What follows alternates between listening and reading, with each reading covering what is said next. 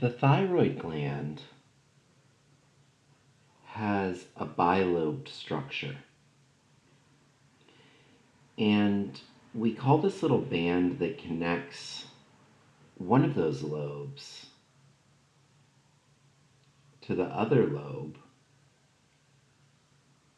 the isthmus. The isthmus is that band of tissue connecting one lobe of the thyroid to the other. And we know that the thyroid has this like glandular look to it or appearance. You may have done a fetal pig dissection in biology or in one of your classes at some point, and it's right there in the cervical region. It even comes down kind of towards the heart. And the thyroid gland is this like cottage cheese appearance to the organ. But if you searched around in that cervical region or on the posterior side of this thyroid, you would find these rounded structures scattered. And they're distinct from the thyroid. They're actually the parathyroid. And they call it parathyroid because it's around that thyroid.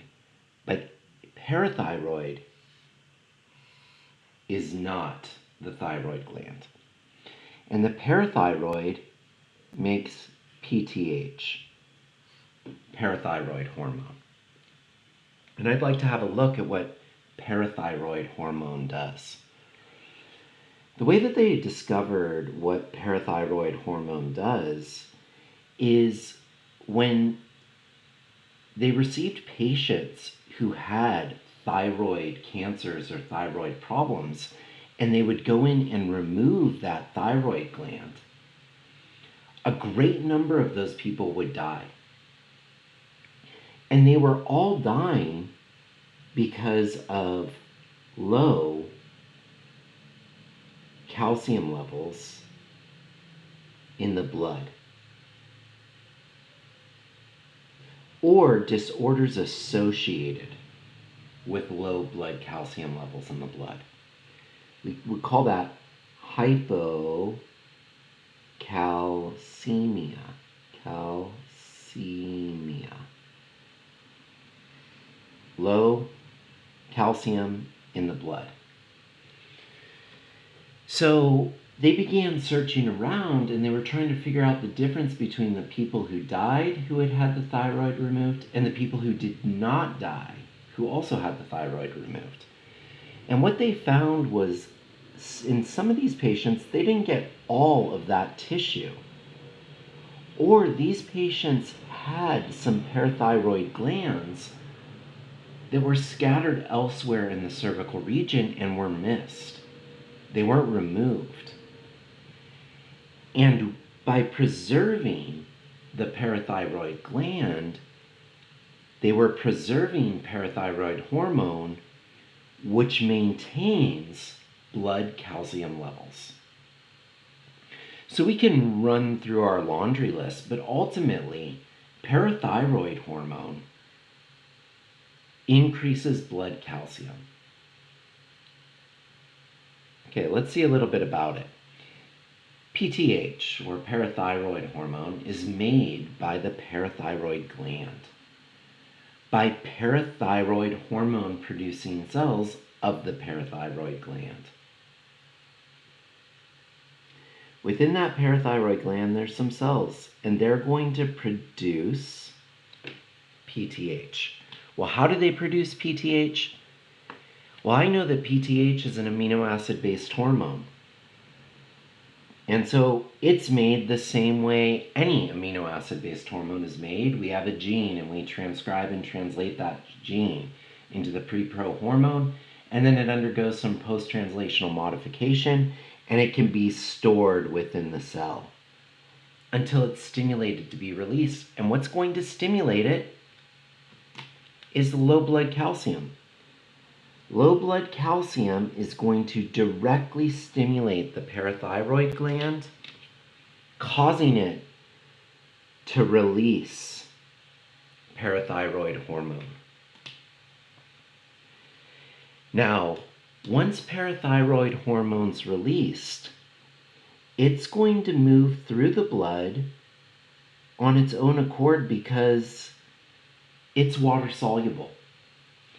And it's going to reach 3 organs. It's going to reach the kidney. It's going to reach bone.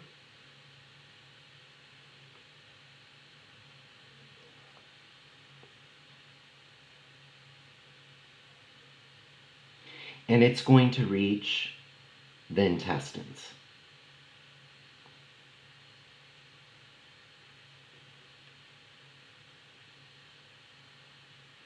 This is my simplified version of these organs here.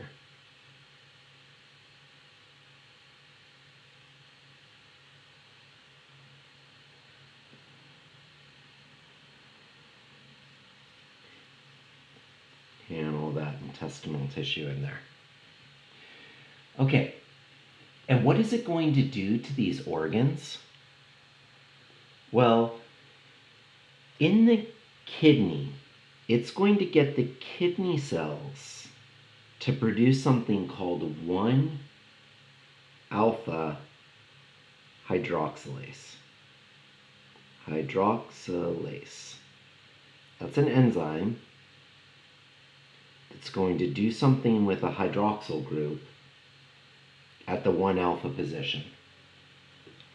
That's what your book doesn't mention, likely, and that's going to become key in a later video.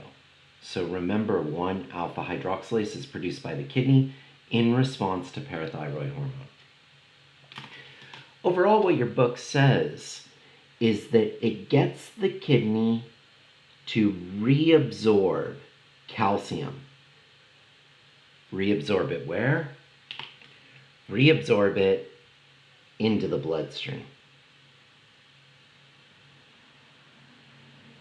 Let me get some bloodstream going here.